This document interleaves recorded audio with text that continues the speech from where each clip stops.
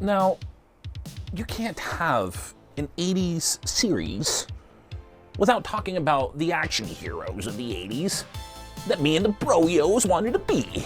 We all know most of the big names. I might have a couple on here that might surprise you, but either which way, when it comes to my memory, these are the men that inspired me to be an action hero from the 80s. I am.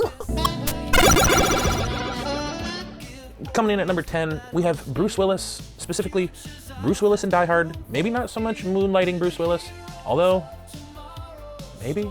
Bruce Willis was a man's man. Yippee-ki-yay, a mofo, he said famous final words of one of the worst criminals of all time on a skyrise, especially with that criminal being Alan Rickman.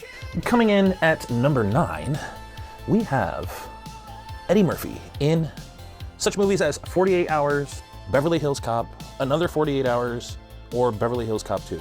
What's great about Eddie in these roles is he was not only an action hero, he was a comedian, so he was relatable. And it was fun to be able to feel like you could step into his role as Axel Foley because you related to the sense of humor of it, but yet you got to come along for the ride for the action. And for that being said, Eddie Murphy's career at that point in time was just, in my opinion, it was so hot that what else are you gonna do? Let's not forget about The Golden Child. Oh yes, Eddie Murphy was quite the action hero in The Golden Child, which was supposed to be a sequel to Beverly Hills Cop, I do believe. Don't quote me. Coming in at number 8, Harrison Ford in Indiana Jones, in Empire Strikes Back, in Return of the Jedi, in Raiders of the Lost Ark. Indiana Jones is one of the greatest characters of all time. Han Solo is one of the greatest characters of all time. Both action heroes in the 80s that stole the hearts of many women and men. The Temple of Doom was something just really dark and otherworldly, and it didn't necessarily go over with mothers in the 80s, but us kids, let's just say, it was scary, but we wanted to be Indiana Jones. The next person on the countdown, number 7, I do believe, we have Mel Gibson in the Mad Max series. Yes, Mel Gibson, quite the action hero, quite the action hero. Of course, you have the Lethal Weapon movies, but it all started with Mad Max, both in the 80s, both top-tier action, both just quintessential action movie franchises that really launched the career of the Australian star and catapulted him into a stratosphere that only so many will say. Number 6 on the list, we have the one, the only, Roddy Piper. Of course, Roddy Piper being a WWE wrestler, WWF at the time. You could say he wasn't an action hero. You could say he wasn't an action hero. Watch the movie They Live and tell me that Roddy Piper wasn't an action hero. Watch the fight scene between him and that guy that looks like Louis Gossett Jr. and you tell me that Roddy Piper is not an action hero. This movie dives into some of the craziest things with aliens and humans. Seems to be kind of relatable. I've actually made a short film about it. And coming in at number 5, we have the one and only Chuck Norris. Now, Chuck Norris has been rumored to have roundhouse kicked this universe into another in the last 15 years, causing the Mandela effect that has rifted our universe. Of course, this is only speculation, but from the movies that we've seen in the 80s, we know that he is the supreme being. So with that being said, of course, we have to at least put him at number 5 because the next 4 people are God tier. Coming in at number 4, of course, we have Steven Seagal. Now, the top 4 are the quintessential top 4 that there is no way you could ever replace these top 4 because they are God tier action heroes in the universe. With that being said, Steven Seagal is one of the 4 horsemen. He could take you down just by flicking his pinky finger and making you fly over his knee without you even knowing it.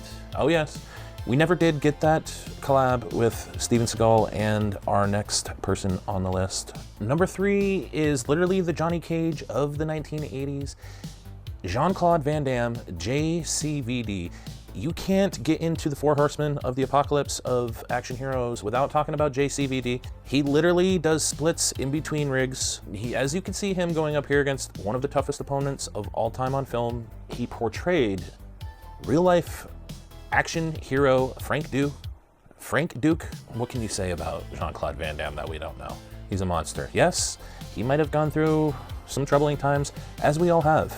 A journey to wisdom is never without peril. Number 2 on this list, and of course, one of the four horsemen of the apocalypse, Sylvester Stallone, specifically Sylvester Stallone in Rocky and Rambo. These movies are quintessential action movies.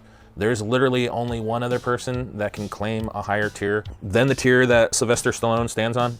I didn't mean that to sound rhymey, but it sounded kind of cool. Sylvester Stallone, literally, if you look at his iconography in the 80s, it's all action hero. He was going up head to head with the other horsemen of the apocalypse. Number 1, Arnold Schwarzenegger, Commando, the Terminator, Red Dawn, the Running Man, and so many others. Arnold is the quintessential action hero of our age. And I can tell you, from being a kid that grew up in the 80s, you wanted to be Arnold Schwarzenegger. The reason why you started working out is because you wanted to be Arnold Schwarzenegger. You might have even seen Pumping Iron years before you probably should have. He was literally the Thunder God, literally Conan the Barbarian, literally Kindergarten Cop, literally Twins, literally every freaking great movie ever of the 80s was a Schwarzenegger movie. Okay? What are you doing, dude? Dude!